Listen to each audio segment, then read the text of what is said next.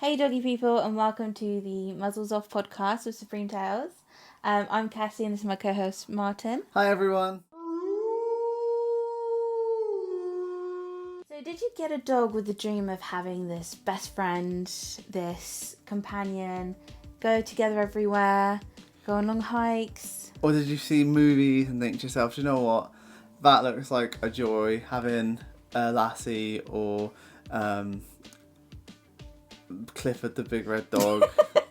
And you thought to yourself, I really want that dog there, and you make it your mission to have that dog, but you don't really know what you're doing, and you just go gung-ho into it. Yeah, I mean, didn't think you're going to go that way. But I think that's a really, really common issue. And, you know, a lot of people are almost basically without saying it, they're just saying to us, oh, I hate my dog, I hate this, I hate that. And actually, a lot of the issues that we have to deal with is, well, this is the dog that you went for. Like, this is the breed. Yeah, I think that there's layers and layers to it, but you'll come to an owner and they'll come up to you and they'll be like, look, I need some help, and obviously be like, okay, perfect, what's the problem, what can we help with?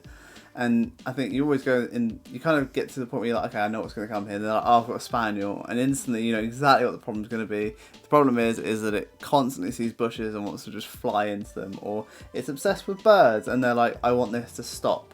Or heel walking, oh, I don't want my dog to zigzag and pull me around. Like, don't get me wrong, I completely get it. But, like, it was literally bred to flush. It's not going to walk in a straight line naturally. We have to put reinforcement there. We have to change the actual behaviour that it naturally wants to perform. Yeah. And then these are the same owners that when you then keep talking to them, they're like, oh, I got so lucky with my last dog. It was a little Westie and it just plodded along by my side. And it's kind of like, of course it did. It's a Westie. They are renowned for being great for old people because of the fact that they're not super outgoing. So you get the odd one or two. Terrier.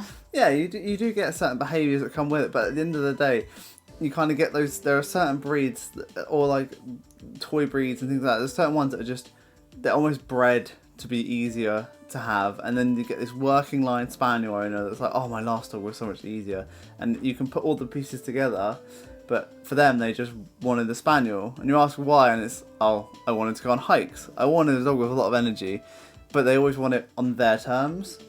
And it's the fact that they're smaller that people say they're easier. Like terriers and spaniels and things like that, all the small little things, they have so much drive and so much energy. They have so much potential to just go and be nuts and have this amazing work ethic.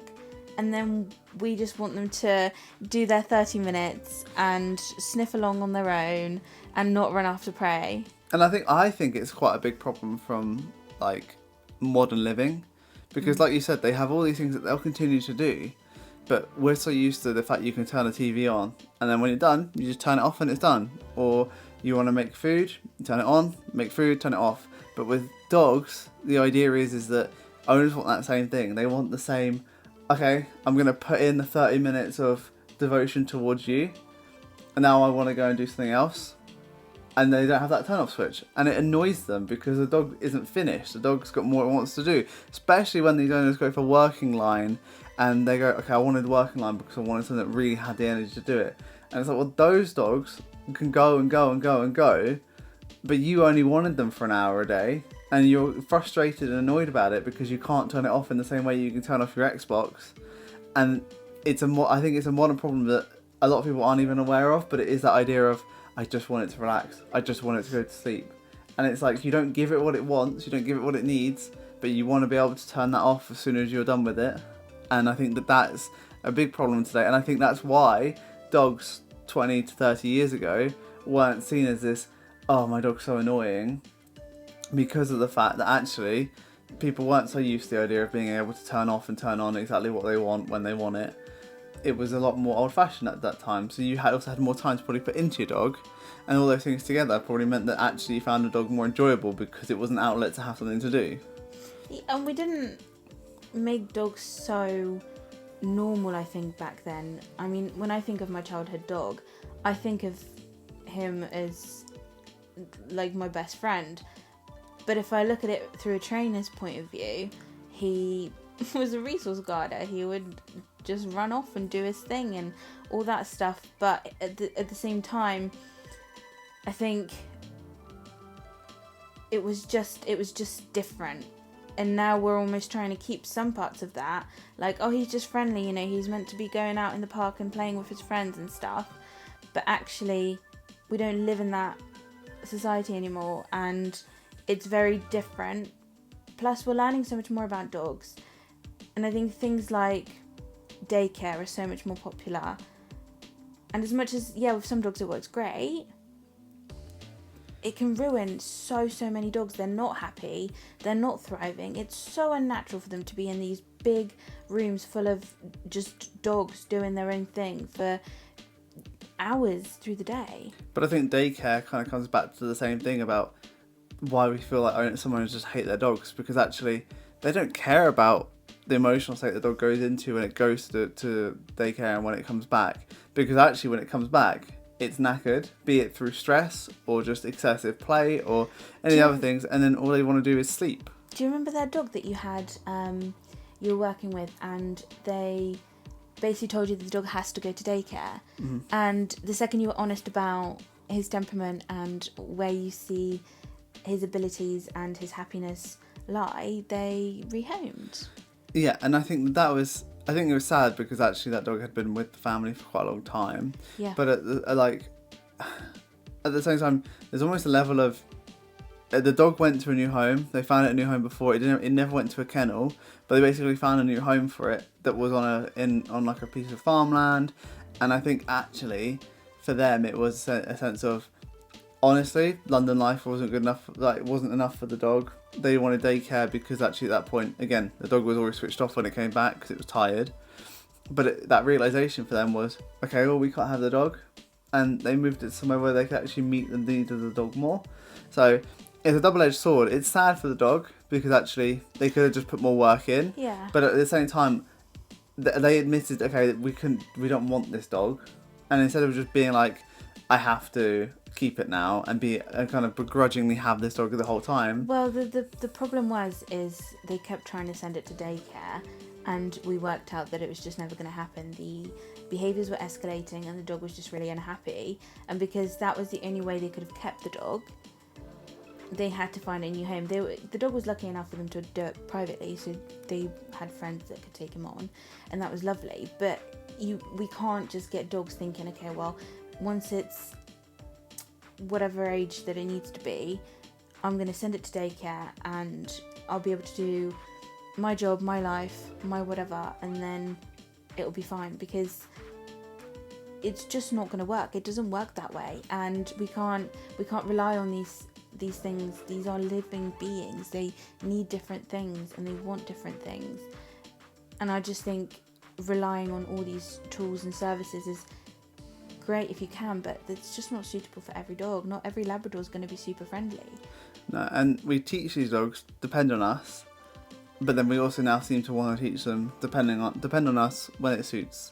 Not when we go for a walk, you must come when I call you, but throughout your days, through the week, you're going to go to daycare and you're going to play with every dog.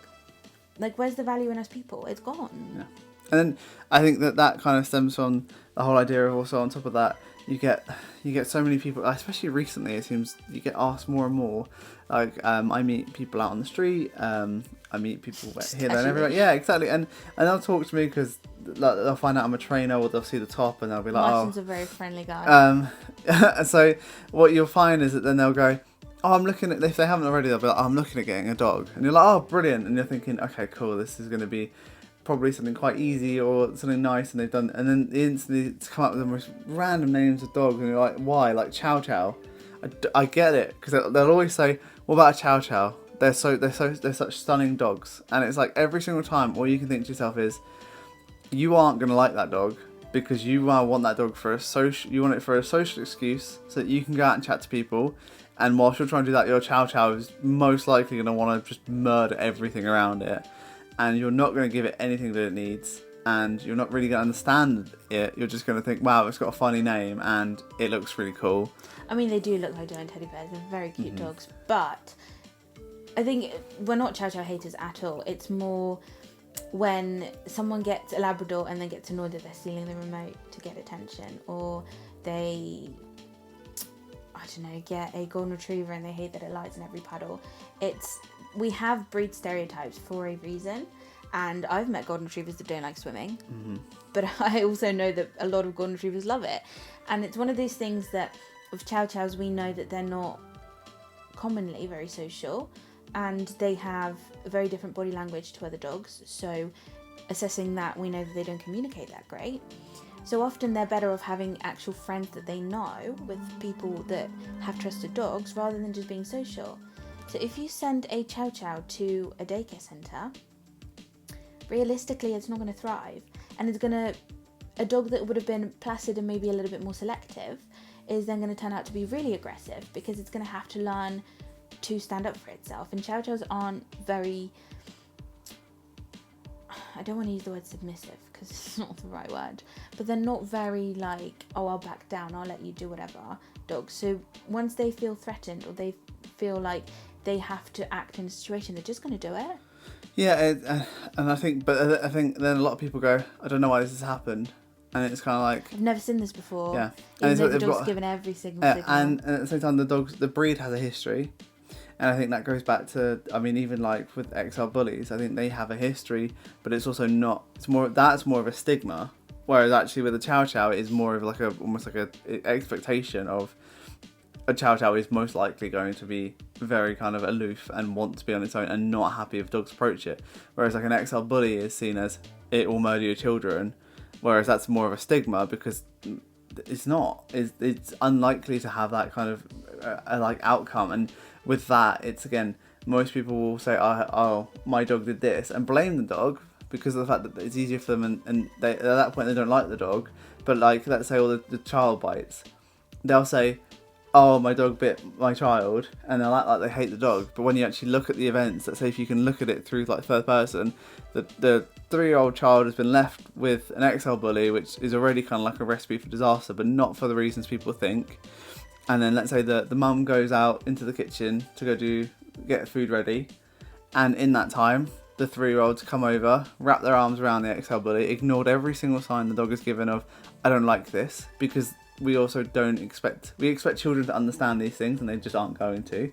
And then when things go badly, the dog gets the blame, and then they get the stigma, and then everyone else doesn't like that dog, and then somehow it gets the attraction of people that it shouldn't, because they're like, oh, okay, this dog's mean, and it's not. And then you get the right people that should have the dog hate the dog, and then all the people that almost like it because of its like stigma that isn't really like a legitimate stigma, then come swarming in and pay loads of money for the dog with all these designer colours that come out. And I mean, I've met so many Corso crosses, because I think somehow they create all these males, and I don't know, I don't know enough about breeding to comment, but it's just ridiculous.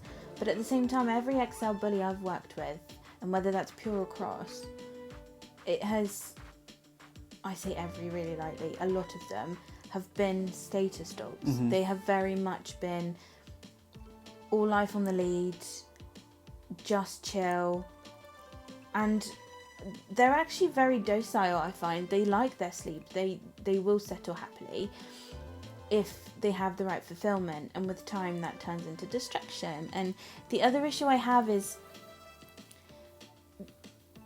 bullies are naturally more into being bitey and mouthy and having less of that, I'm not going to do that. So when you have a Labrador that grabs your whole arm, and you see tons of these videos online, grabs your whole arm and takes you places, it's fine because it's a Labrador, because they have soft mouths, that's just how they are. When you've got a bully that's not got much of a threshold, and they get frustrated or excited or any big feeling,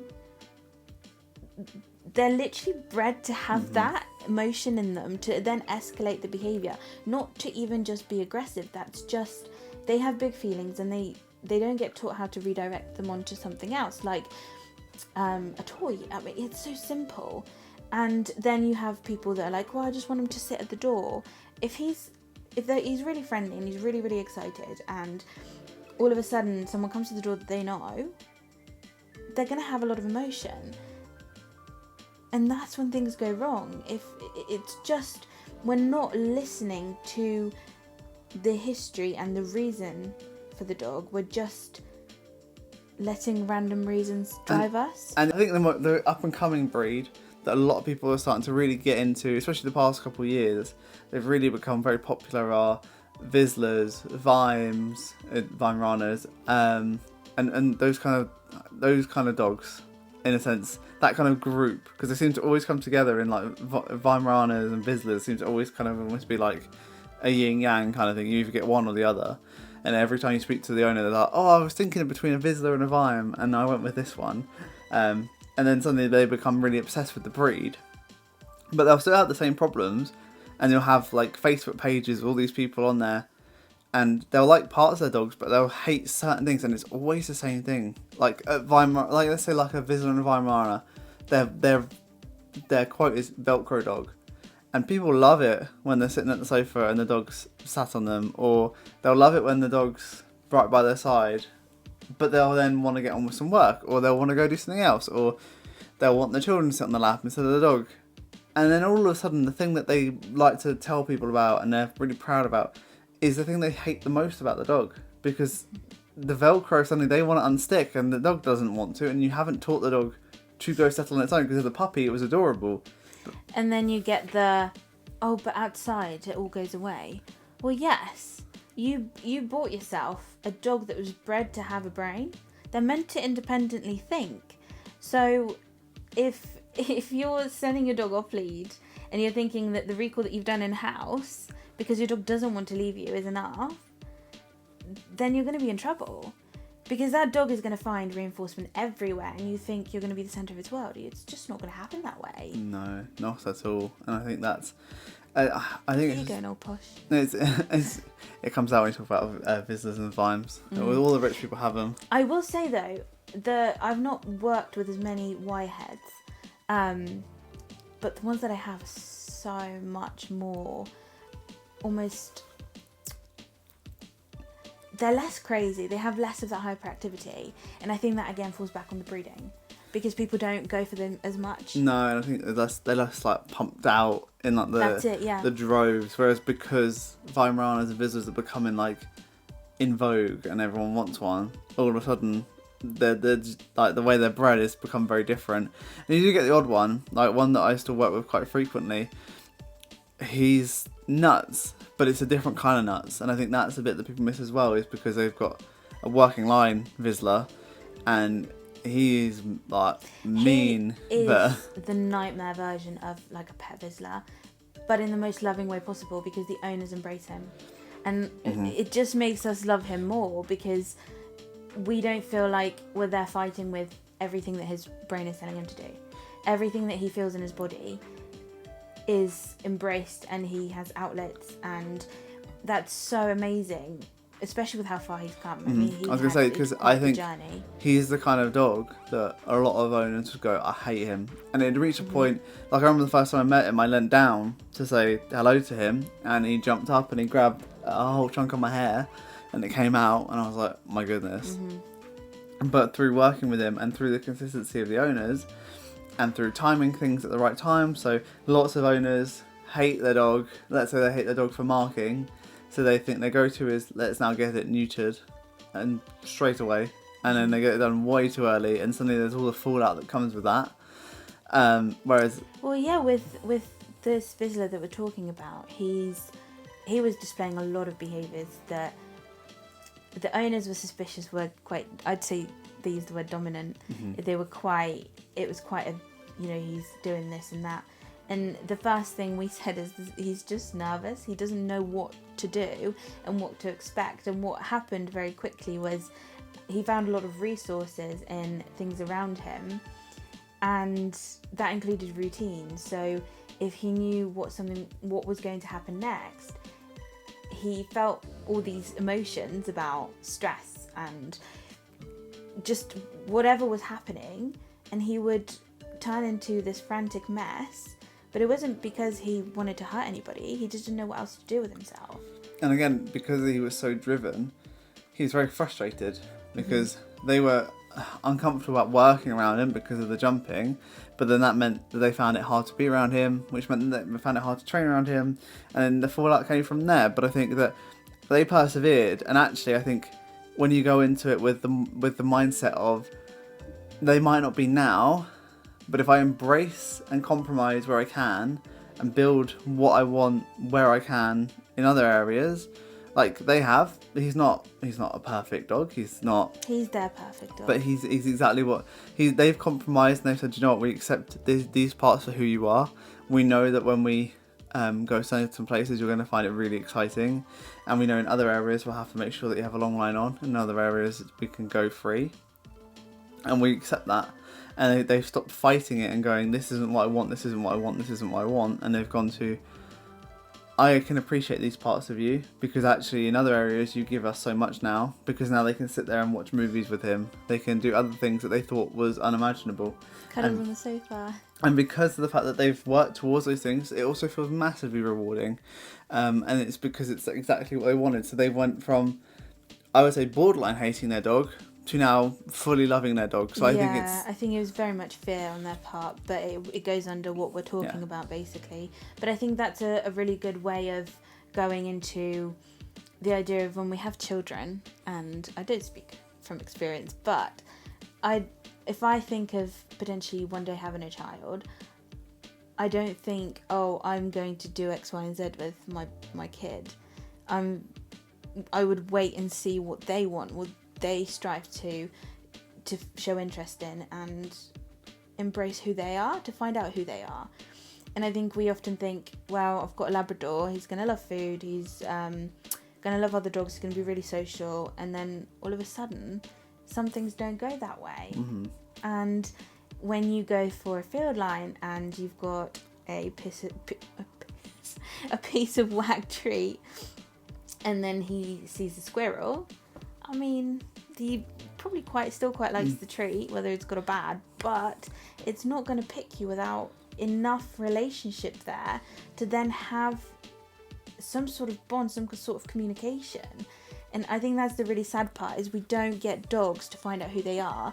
We get dogs with this picture in mind, and when they don't fit into it in certain ways, they get basically hated for being who they are, especially with the mixed breeds, because they're so popular now, and we don't even know what we're going to get. No, I still remember one of the first dogs I ever worked with was a cockapoo, and I remember the owner straight up told me, I got this because the breeder told me that they're calmer. And I'm like, you realise what you've got mixed? And they're like, yeah, of course. And I'm like, okay, what part of those dogs is calm? And then they were like, I don't know, my friend's dog is. And it's like, okay. But we then looked at the dog and we said that there was something else in there. Mm-hmm. And she ended up doing a DNA test, and he had terrier in him as well. Yeah. So he had the nutty side of all the breeds.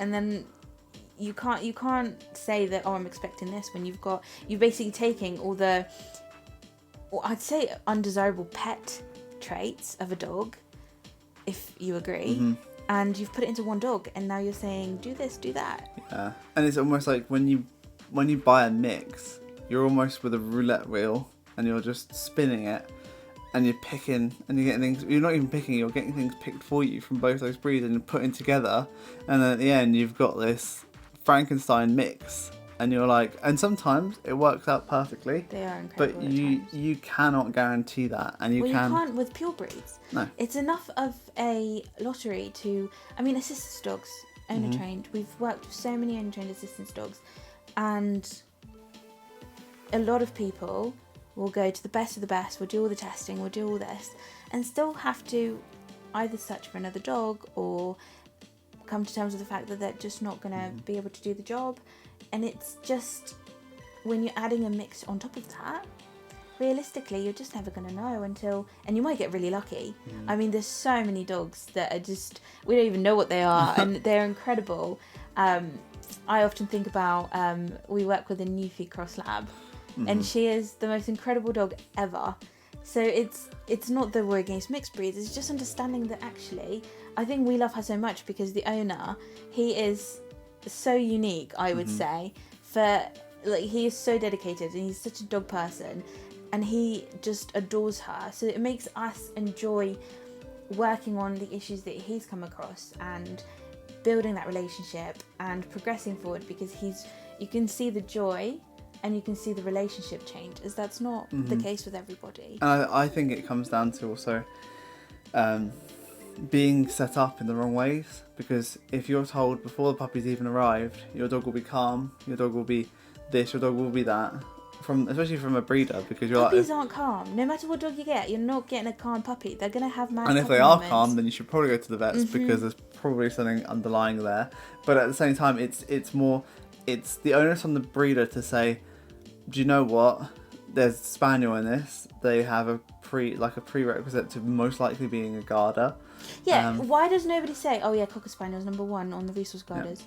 Especially if you're a Cocker Spaniel breeder, that should be the first thing you tell other people. That goes for cockapoos. And I anything. think it's either a mix of, they go with the mindset of, oh, everyone's done their research, which they haven't, or they go in with the mindset of, if I keep quiet, I can get $3,000 from this cockapoo. So why would I now raise issues because I'm going to lose my sale because someone's paying that much money? They don't want to hear all the negatives that can come with it, which is really just a warning, because if you get on top of a lot of these things as a puppy, you're not going to have that problem. A trainer I once worked with, I won't obviously name, she had a Cocker Spaniel, and her Cocker was actually quite well balanced. She was a show line. And she started breeding cockapoos, and I said to her, well, why would you do that? Like, what was your reasoning? And she said, well, right now I would get double the money for the puppies. Now, I'm not saying I support any of that. I think that's ridiculous to this day, but we all still have to make a living. We all still have to try and live our lives, and if people are willing to spend extortionate amounts of money on mixed breeds, that I wouldn't even care if the breeders were passionate about the breed and they were generally doing loads of testing and making sure that they're looking at genetics and looking at what they're passing on, so the dogs are really incredibly well balanced and keen to work and don't have common issues or health problems, then it'd be different. But it's not the case. Not at all. So you're paying for nothing. You're paying for the very low potential of striking gold and being given what you're promised. But you're also most likely going to end up with just something that you can structurally form into something that you would see as gold. But lots of people then go, well, it wasn't what I wanted. And because of the kind of mindset people are in these days, if it's not there straight away, it's not, then they're stuck. They're like, okay, well, yeah. I don't need to work through this and I'm going to just move on, when they could think to themselves, okay, I want to sculpt this. Because what a lot of people do is they sculpt the wrong things and then suddenly they're wondering why it's happening. So, for instance, my mum loves her dogs to bits. Like, she's the very much opposite. She does not hate the dogs at all. She loves her dogs. But seeing it now, whereas I wasn't when I was younger, being a trainer now, I can see what's happened, where when the dogs used to, like, one of the dogs used to bark at certain, like, dogs on the TV, they'd bark, and my mum would find it hilarious. So it'd be the funniest thing in the whole wide world, and every time it happened, it was like, oh look, she's going again, and in that time, the dog's getting all this attention. Suddenly, the other dogs see this as being like, oh, okay, this gets us fuss. So they join in, and then suddenly the whole of the room is now all together, running towards the TV whenever a dog shows up. And at times, this is still funny. But suddenly this transferred to other animals on the screen. So a squirrel, then monkeys, all these different animals. And the same thing happened. But suddenly, it became disruptive to my mum for what she wanted to watch. And now it's one of those things where she has to either change the channel, which she's usually fine with, or she'll walk out into the kitchen and it will almost disrupt all the dogs, and they'll come with her because they're thinking, oh, something's going to happen here. And she doesn't necessarily always understand why it's happening or what caused it. And that's okay, because actually she still embraces them for who they are, and she doesn't necessarily want to do all the training to undo all those different parts of it. She just accepted that that's who they're going to be, and she works through it. But lots of owners will do exactly the same thing. They will get to that stage where the dogs are barking at everything, and all of a sudden it's not funny anymore. And now Watching TV with the dogs is a nightmare, and they hate their dogs every single time they start barking. And they forget the real name for it. So everything, both of the options that you've mentioned your mum goes for, that's management. Mm-hmm. But what she did at first was she taught them that this trigger means this result. Mm-hmm. She trained them to do that and then implemented management. Naturally, the behaviour is not going to change. No, I know. So it's and that's what people do. And I think positive reinforcement trainers have a name to them where, you know, it's, oh, you have a reactive dog, you do a silly dance, or you jump into the bushes. But that's not the case at all. That's sometimes part of the program. If you have a dog that's completely outrageous, I mean, Cece on our channel, she was nuts, and there was an element of, yeah, we have to take some of the pressure away before we reintroduce it. But management it will never work on its own unless it's a very uncommon thing, like with your mum. She's happy with that, so it doesn't matter. And she's not looking. I think the other thing is that she's not looking necessarily for change, but lots of these people are, but they don't want to work through it. They don't see that they caused it, and they hate their dogs for it. Because I mean, even Cece's owners, their management was, let's go later at night, but it almost spread then, so that even when it was late at night, Cece would still react to things. So it was kind of a case of that management was starting to fade. So then they had to find a different way of approaching it. I mean, it was midnight walks in the end. Mm-hmm. And she ended up just escalating to everything because she almost didn't know what the world looked like at all. But she's amazing, absolutely incredible dog, one of the nicest GSDs I've ever worked with. Absolutely love her. And the family's amazing, which always really helps. Like, we have so many incredible clients. It's the few that pass by, or it's mainly the passerbys on the street, I find, that we talk to, that you're like, oh my goodness. Yeah, I remember being in a pet shop and our Cinnamon was sitting there patiently waiting because she knew her toys were going in the bag. My Cinnamon. And then so as we're there, somebody who else is queuing is there going, oh wow, isn't she amazing? Look, she clearly wants that toy and all these other things. Basically, I think she just wanted to fuss Cinnamon, but she was in the middle of doing something, so I wasn't gonna basically put that on Cinnamon. And then she said, oh, my dog couldn't do that. And I'm like, well, it could if you wanted to train them. And then this almost caused a little switch in their head to go off, because then they suddenly went, well, my dog's about 7. And I was like, okay, well, it's no trouble. You can teach an older dog to still do things as long as they find it fun. And they went, oh, well, he's perfect at everything. I don't want to change anything about him. And it's like, well, literally 5 minutes ago, you wanted him to be like Cinnamon, but now he's perfect. And I think that's where a lot of owners hate their dogs, without putting it mildly. They hate their dogs. They hate certain behaviours the dog has. But the idea of admitting, I don't like this, I need this to change, and then working on it and being consistent on it, that is too daunting for them. So they'd rather just hate and move forward, as opposed to like get help and almost come to a new path that they find more enjoyable. And I think that's what holds a lot of dog owners back, is their inability to say, do you know what, I don't actually like this and I would like to fix it. But then I find that it's made me, the way I cope with it, because I find it frustrating the other way around, that I reinforce owners like I would my dog. So if my dog is losing her mind at something, I mean, she doesn't anymore, but as a puppy, there's no way I'm going to then reinforce the behaviour through whatever it would be. So therefore, if someone asks really nicely, then I will absolutely let them fuss my dog. And when people just assume, that's when I'm like, no thank you. And I always try and be polite. I say try because there have been a few incidents where I've gotten really upset with people, but it's usually when I'm working with a client, because with my dogs, they're pretty much there now. But I think, you know, if I got a puppy, I'd be really annoyed if people acted this way, because you have to set them up to succeed. They're not going to just one day wake up and be like, oh, I'm not going to jump anymore. No. Because naturally, jumping, but the chemicals in the brain alone are reinforcing enough for so many dogs that you're not going to get rid of jumping unless you really work hard at paying them for what you like and excluding what you don't. So you're just having strangers basically reinforce how much you hate your dog, but then you're catering to the stranger when actually you don't have to live with a dog that they're now creating you to hate.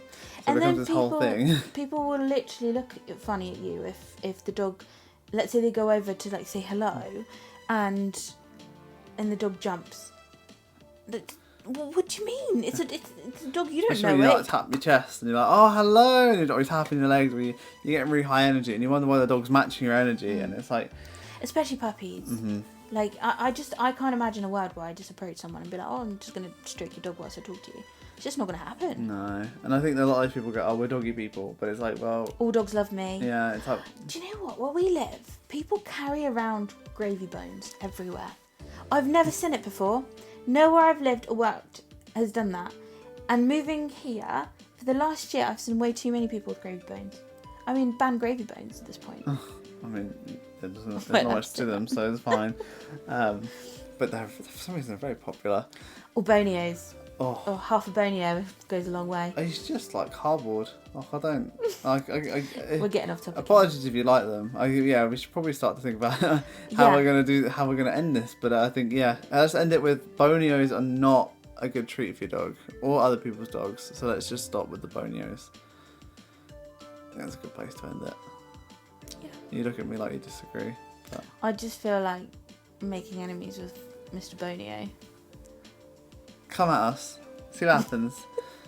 And Bella and Duke. Yeah, and I'll tell you what, if you hate your dog and you want them to recall, but all you're doing is using bonios, then do get in contact with Supreme Tails, and then we'll teach you that there are more ways to get your dogs to come back than cardboard. And on that note, thank you so much for tuning in with us and listening to us rumble on about hating our dogs and all dogs. I'm joking, we love them. And we don't hate our own dogs. No, except maybe the little one. Well, yeah, just Cinnamon. No. Oh. See, this is why he doesn't get to call her his dog. We'll see about that. She's too good. Oh. My angel. Wow. Love of my life. We'll say that she's amazing, but she's pretty incredible. Yeah. She's the best ever. We're getting off topic though. No, cinema is the topic of life. Thank you so much for listening and taking the time to join us on this episode of I Hate My Dog, and we look forward to seeing you next week. Yes. Have a nice evening. And don't hate your dogs. Yes. Or come speak to us and we'll help you not hate your dogs. Speak to me, I'm nicer.